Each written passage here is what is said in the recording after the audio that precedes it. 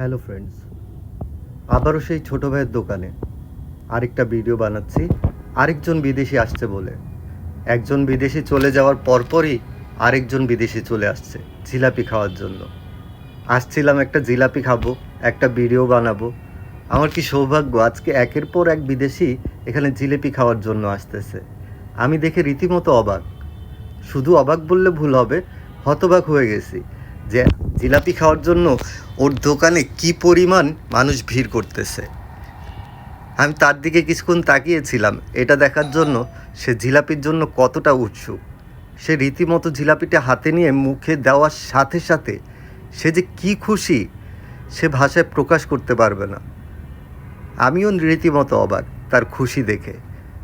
সে অত্যন্ত বারবার প্রশংসা করতেছিল, তোমাদের জিলাপিটা অনেক ভালো, অনেক মজার। সে রীতিমতো জিলাপি খেয়ে মহা খুশি ছিল। মাঝে মধ্যে এর জন্যই নিজেকে বাঙালি হিসাবে গর্বিত মনে হয় আমি বাঙালি হিসাবে একজন গর্বিত মানুষ। সে বারবারই জিলাপি খাচ্ছিল আর প্রশংসা করে যাচ্ছিল, তোমাদের জিলাপিটা খুবই ভালো।